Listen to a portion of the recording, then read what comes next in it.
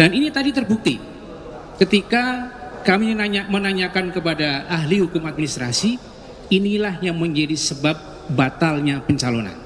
Oleh karena itu kami optimis bahwa ini adalah pelanggaran yang terukur yang hari ini terbukti.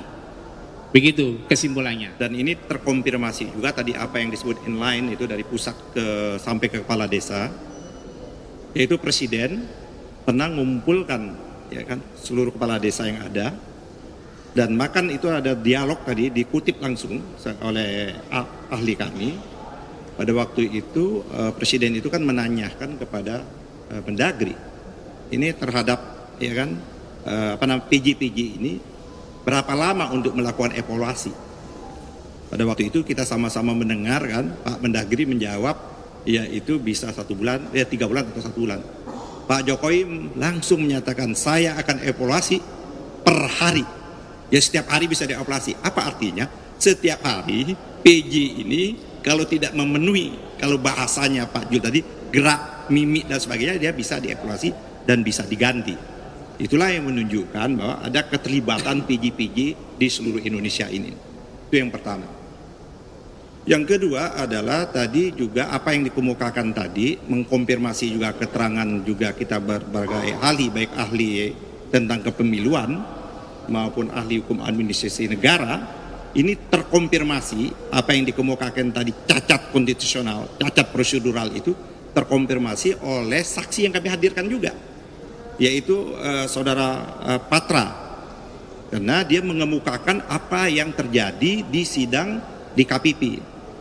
Di dalam sidang di KPP itu terbukti secara sah dan meyakinkan itu, yaitu KPU pada waktu proses pendaftaran melanggar ketentuan-ketentuan yang ditentukan oleh aturan PKPU itu sendiri. Apa yang paling mendasar ketentuan itu tentang proses penerimaan saudara Gibran pemilih pendaftarannya. Harusnya, nah ini dalam proses itu, harusnya tanggal 29 Oktober itu saudara Gibran itu proses pendaftarannya dicoret. Atas kekeliruan langkah yang diambil oleh KPU dengan menerbitkan keputusan itulah sehingga di KPP memutuskan memberikan peringatan, ya kan, sanksi dianggap pelanggaran berat dan peringatan yang terakhir yang ketiga kali.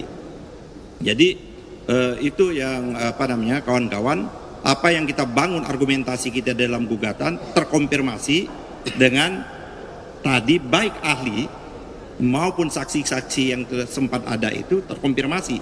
Jadi gugatan yang kami ajukan yang apa yang selama ini dilakukan pelanggaran terhadap konstitusi, pelanggaran terhadap undang-undang itu disampaikan baik dalam kerangka teori yang disampaikan ahli maupun dalam fakta yang ada di persidangan sebelumnya, itu sidang di Dewan Kehormatan Penyelenggara Pemilu.